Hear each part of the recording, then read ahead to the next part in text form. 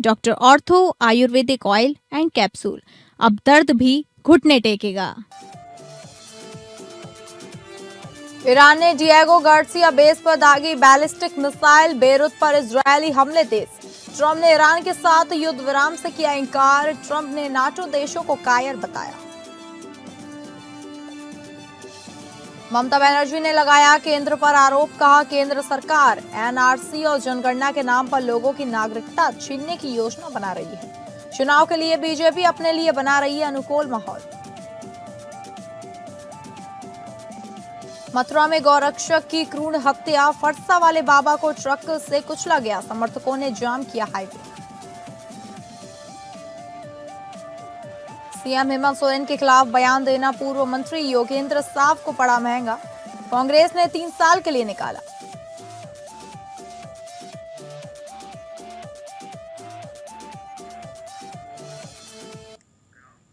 नमस्कार, आप सभी का स्वागत है टॉप अपडेट्स में और मैं हूं आपके साथ अंकिता सिंह। शुरुआत करेंगे टॉप अपडेट्स की।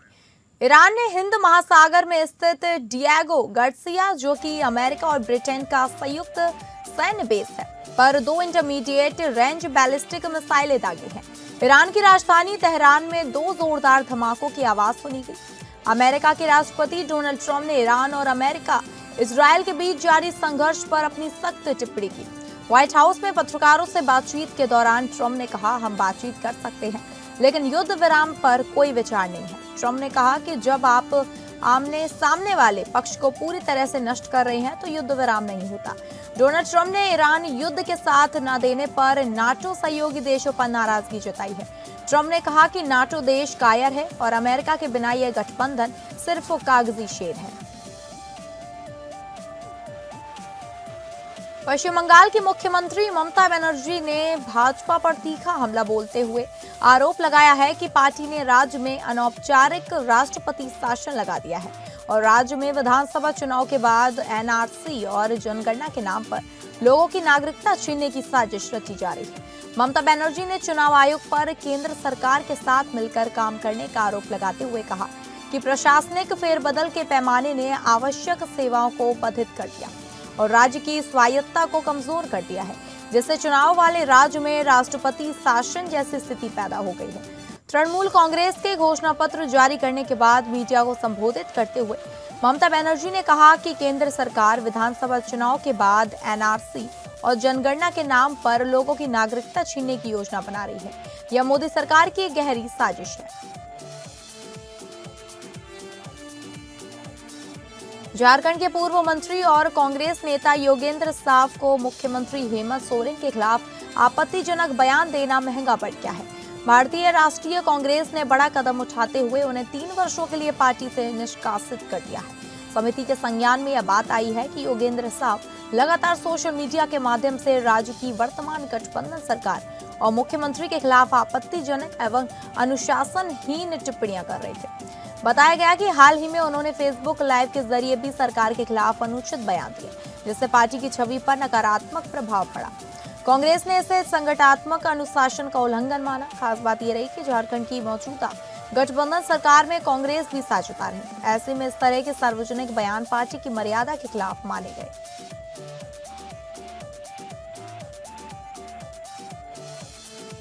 लखनऊ में मुख्यमंत्री आवास पर भारतीय जनता पार्टी की कोर कमेटी की एक महत्वपूर्ण बैठक आयोजित की गई, जिसमें राष्ट्रीय स्वयंसेवक संघ के सह कार्यवाह अरुण कुमार की उपस्थिति में बैठक को और अहम बना दिया गया। मुख्यमंत्री योगी आदित्यनाथ स्वयं इस बैठक में मौजूद रहे। वहीं दोनों उप मुख्यमंत्री केशव प्रसाद मौर्य और ब्रज पाठक ने भी सक्रिय भागीदारी की। बैठक के दौरान कई महत्वपूर्ण राजनीतिक और संगठनात्मक मुद्दों पर गहन चर्चा हुई। सूत्रों के अनुसार संभावित मंत्रिमंडल विस्तार को लेकर विचार विमर्श किया गया। इसके साथ ही पंचायत चुनाव से पहले ओबीसी आयोग के गठन पर भी मंथन हुआ। इसके अलावा उत्तर प्रदेश भाजपा की नई कमेटी के गठन और विभिन्न आयोगों व निगमों में कार्यकर्ताओं के समायोजन जैसे विषयों पर भी चर्चा की गई। बैठक में पार्टी कार्यकर्ताओं की नाराजगी को दूर करने पर विशेष जोर दिया गया और आगामी विधानसभा चुनाव को ध्यान में रखते हुए एकजुटता का संदेश देने की रणनीति बनाई गई। ब्रज में ईद वाले दिन बवाल मच गया। आरोप है कि मथुरा के थाना कोसी कला के अंतर्गत कोटवन चौकी क्षेत्र के नवीपुर रात में रात गौ तस्करों ने विख्यात गौ सेवक चंद्रशेखर, जिन्हें क्षेत्र में पटसा वाले बाबा के नाम से जाना जाता था, की गाड़ी से कुचलकर हत्या कर दी। घटना के बाद पूरे क्षेत्र में शोक की लहर दौड़ गई है और तनावपूर्ण स्थिति बनी हुई है। इस दौरान आगरा दिल्ली हाईवे जाम कर दिया गया। आक्रोशित भीड़ ने हाईवे पर पथराव भी कर दिया। इस पथराव में एसडीएम और पुलिस की गाड़ियां भी क्षतिग्रस्त हुई। हालात पर काबू पाने के लिए सेना की टुकड़ी ने मोर्चा संभाला है। देश की राष्ट्रपति द्रौपदी मुर्मू आज मथुरा जनपद के पवित्र गोवर्धन धाम स्थित गिरिराज जी की तलहटी पहुंची। राष्ट्रपति ने अपने परिवार के साथ श्रद्धा और भक्ति भाव से गिरिराज महाराज की विधि विधान से पूजा अर्चना की। इस दौरान मंदिर परिसर में आध्यात्मिक वातावरण बना रहा और वैदिक मंत्रोच्चारण के बीच पूजा संपन्न हुई। राष्ट्रपति के आगमन को लेकर सुरक्षा के कड़े इंतजाम किए गए थे और प्रशासनिक अधिकारी मौके पर मौजूद रहे। दर्शन के दौरान श्रद्धालुओं में खासा उत्साह देखने को मिला। गोवर्धन धाम में पूजा अर्चना के बाद राष्ट्रपति ने देश की सुख समृद्धि और जनता के कल्याण की कामना की। राष्ट्रपति के इस धार्मिक दौरे से पूरे ब्रज क्षेत्र में भक्ति और उत्साह का माहौल बना हुआ है। अमरोहा जनपद में आकाशीय बिजली गिरने से खेत में काम करने वाले 2 मजदूरों की मौत हो गई, जबकि खेत मालिक मामूली रूप से झुलस गया है, जिसको इलाज के लिए घर भेज दिया गया है। मृतक मजदूरों के शव पोस्टमार्टम के लिए भेज दिए गए हैं। हादसे में 2 मजदूरों की मौके पर ही मौत हो गई, जबकि खेत मालिक और एक अन्य मजदूर मामूली रूप से घायल हुआ है, जिनको इलाज के बाद घर भेज दिया गया है। हादसे के बाद मृतकों के शव पोस्टमार्टम के लिए भेज दिए गए हैं। 2 दिन से लगातार हो रही बारिश और बिजली गिरने की इस घटना से पूरे इलाके में सनसनी फैल गई है। परिजनों में कोहराम मचा हुआ है, वहीं ग्रामीणों में दहशत का माहौल बना हुआ है।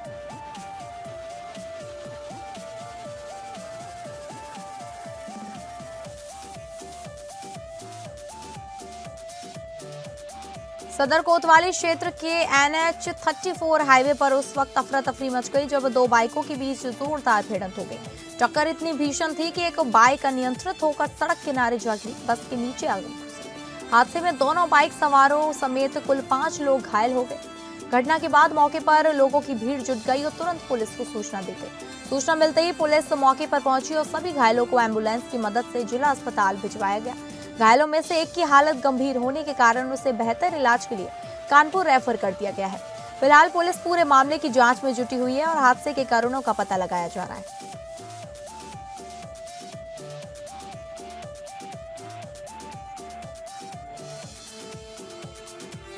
झांसी में बबीना की इन्फो गल्फ फैक्ट्री में आसमानी बिजली गिरने से जोरदार धमाका हुआ। इस घटना में एक व्यक्ति की मौके पर ही मौत हो गई। यह फैक्ट्री बारूद बनाने का काम करती है। बताया जा रहा है कि बिजली गिरने से फैक्ट्री में रखे बारूदी गोले फट गए। आशंका है कि इस हादसे में कई अन्य मजदूर भी मलबे में दबे हो सकते हैं। फैक्ट्री के कर्मचारी अधिकारी घटना के संबंध में कोई भी जानकारी देने से कतरा रहे हैं। मृतक व्यक्ति के शव को मेडिकल कॉलेज में छोड़कर फैक्ट्री कर्मचारी मौके से फरार हो गए। सूचना मिलने पर बबीना पुलिस, थाना पुलिस और झांसी के आला अधिकारी मौके पर पहुंचे। वे ये पता लगाने का प्रयास कर रहे हैं कि कितने लोग घायल हुए हैं और कितने मजदूर अभी भी मलबे में दबे हैं।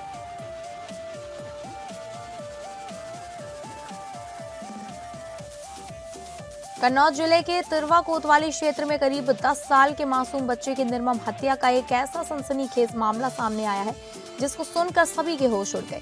तिरवा कोतवाली क्षेत्र में 14 वर्षीय किशोर ने अपने पिता की 1 साल पहले हुई बेइज्जती का बदला लेने के लिए पड़ोस में रहने वाले 10 वर्षीय अपने दोस्त का गला और हाथ काट दिया, जिसके बाद किशोर अपने दोस्त को मरा हुआ समझकर वहां से भागकर अपने घर आ गया। लेकिन 10 वर्षीय मासूम मरा नहीं था, जिसके बाद वे अपना गला और खून से लथपथ हाथ पकड़कर घर पहुंचा और सीढ़ियों पर गिर गया, जिसके बाद गंभीर हालात बच्चे को कानपुर रेफर कर दिया गया, जहां 1 दिन के इलाज के बाद बच्चे ने दम तोड़ दिया। मामले की गंभीरता को देखते हुए पुलिस ने तत्काल कार्रवाई करते हुए आरोपी किशोर को हिरासत में ले लिया है।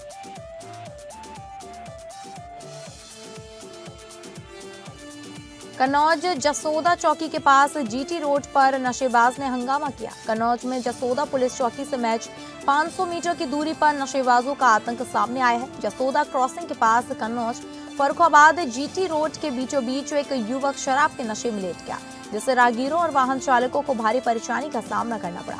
मौके पर कुछ देर के लिए अफरा तफरी का माहौल बन गया। घटना का वीडियो सोशल मीडिया पर तेजी से वायरल हो रहा है, जिसके बाद इलाके की कानूनी व्यवस्था पर सवाल उठने लगे हैं।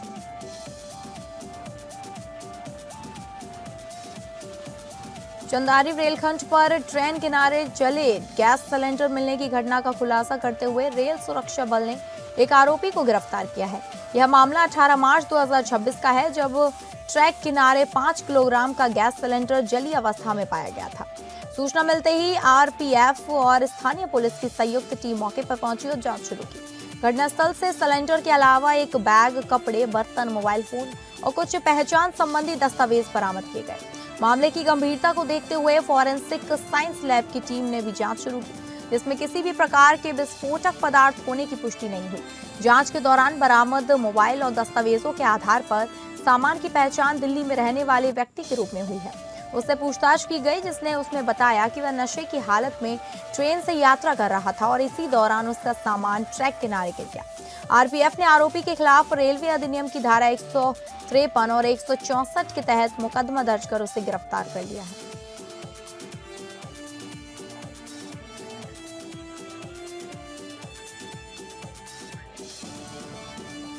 कुशीनगर जिले में लूट की एक वारदात ने पुलिस को भी उलझन में डाल दिया है। जहां एक तरफ पीड़ित युवक 3 लाख की लूट का दावा कर रहा है, वहीं पुलिस इस पूरे मामले को संदिग्ध मानकर जांच में जुटी है। चंदरपुर के पास उस वक्त हड़कंप मच गया जब एक बाइक सवार युवक से 3 लाख रुपए लूटने की खबर सामने आई। बताया जा रहा है कि 2 अपाचे बाइक पर सवार करीब 5 बदमाशों ने एक वारदात को अंजाम दिया। घटना की सूचना मिलते ही स्थानीय पुलिस और एडिशनल एसपी मौके पर पहुंचे और पूरे इलाके में नाकाबंदी कर बदमाशों की तलाश शुरू कर दी गई। पुलिस के मुताबिक पूरी घटना संदिग्ध प्रतीक हो रही है, क्योंकि पीड़ित युवक पहले भी जेल जा चुका है। बदायूं के थाना सिविल लाइंस क्षेत्र के गांव रसूलपुर बिलहरी में पूर्व दिशा में स्थित मोबाइल टावर पर लगे सामान्य झंडे को उतारने की मात्र 100 की शर्त जान हथेली पर रखकर नशेड़ी युवक ओमपाल पुत्र फूलचंद झंडा उतारने के लिए मोबाइल टावर पर चढ़ गया। मामले की जानकारी होने पर गांव के तमाम लोग मौके पर पहुंच गए। परिजन भी मौके पर पहुंच गए। उसको नीचे उतारने के लिए मन्नतें करने लगे, लेकिन वह नहीं माना। तो लोगों ने डायल 112 पुलिस को सूचना दी। सूचना मिलते पर प्रभारी निरीक्षक हरेंद्र कुमार भी मौके पर पहुंच गए। शराबी युवक को समझा बुझाकर टावर से नीचे उतारा गया और हिदायत देकर घर भेज दिया गया। उक्त घटना क्षेत्र में चर्चा का विषय बनी हुई है, जिसका सोशल मीडिया पर वीडियो वायरल हो रहा है। महोबा जिले से एक रूह कपा देने वाली घटना सामने आई है, जहां कुलपहाड़ कोतवाली क्षेत्र के बेलाताल कस्बे में एक 16 वर्षीय किशोरी के साथ गांव के ही 2 युवकों ने हथियारों के बल पर बार बार सामूहिक दुष्कर्म किया।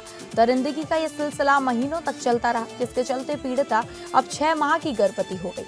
मामला सामने आने के बाद पीड़िता के परिजनों में कोहराम मच गया है। परिजनों ने तत्काल अपर एएसपी से मुलाकात कर उन्हें शिकायती पत्र सौंपा और आरोपियों के खिलाफ सख्त से सख्त कार्रवाई की मांग की।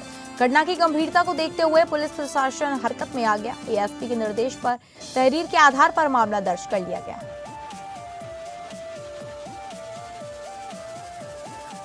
सदर कोतवाली क्षेत्र के रजागंज चौकी के पास हमीद सेतु पर सोमवार सुबह एक गंभीर हादसा हुआ। एक ट्रैक्टर ट्रॉली पुल की रेलिंग तोड़ते हुए सीधे गंगा नदी में गिर गई। मौके पर यह नजारा देख राहगीरों में अफरा तफरी मच गई। सूचना मिलते ही पुलिस और प्रशासनिक टीम मौके पर घटनास्थल पर पहुंची। आधिकारिक जानकारी के अनुसार ट्रैक्टर ट्रॉली पर 2 लोगों के सवार होने की आशंका है। इस बीच गोताखोरों को बुलाकर रेस्क्यू ऑपरेशन शुरू कर दिया गया है। पुलिस ने कहा कि हादसे की पूरी तफ्तीश की जा रही है और लापता लोगों की तलाश जारी है।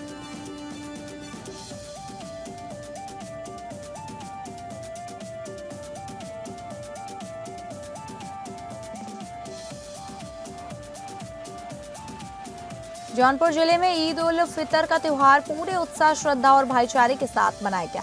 शहर से लेकर ग्रामीण इलाकों तक अकीदमंदों ने नमाज अदा कर अमन चैन की दुआ मांगी। मछली शहर स्थित शाही ईदगाह में सुबह 9:15 पर मुख्य नमाज अदा की गई, जहां हजारों की संख्या में लोग शामिल हुए। शाही ईदगाह में मौलाना कमर ने नमाज अदा कर और इस दौरान अकीदतमंदों ने देश में अमन, शांति और भाईचारा कायम रहने की दुआ मांगी। इसके अलावा जिले के विभिन्न कस्बों और ग्रामीण इलाकों की मस्जिदों में भी तय समय के अनुसार सामूहिक नमाज अदा की गई। फतेहपुर जिले के मंगी मकबरे में ईदगाह में कड़ी सुरक्षा व्यवस्था के बीच ईद की नमाज को जिला प्रशासन ने अदा करवाते हुए ड्रोन कैमरे से निगरानी की, जहां तमाम नमाजियों ने नमाज अदा कर एक दूसरे को ईद की मुबारकबाद अदा की, जबकि ईदगाह के पास मौजूद विवादित स्थल को बैरिकेडिंग करवाया गया, जहां किसी को भी जाने की अनुमति जिला प्रशासन ने नहीं दी। एसपी ने मांगी मकबरे के विवाद को देखते हुए 3 सीओ और 4 स्थानों की पुलिस को सुरक्षा व्यवस्था में खड़ा किया। ड्रोन कैमरे से निगरानी बनाकर डीएम एसपी ने पीएससी और फोर्स के साथ सुरक्षा व्यवस्था की।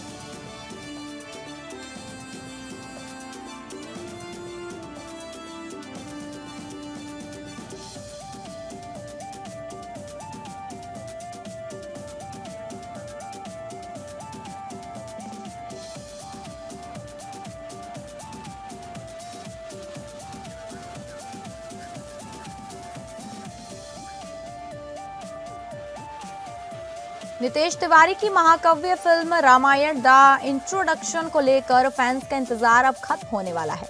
खबर है कि 27 मार्च को रामनवमी के शुभ अवसर पर फिल्म का पहला आधिकारिक पोस्टर रिलीज किया जाएगा। इस पोस्टर में रणवीर कपूर भगवान राम के रूप में और दक्षिण भारतीय सुपरस्टार यश रावण के अवतार में नजर आएंगे। मुंबई के गेटवे ऑफ इंडिया पर एक भव्य कार्यक्रम की योजना बनाई जा रही है, जहां मुख्य कलाकारों के लुक्स का अनावरण होगा।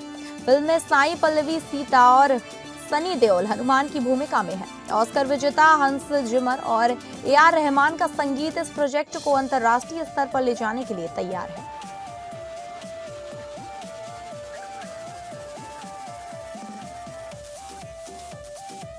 तो फिलहाल टॉप अपडेट्स में बस इतना ही। नमस्कार।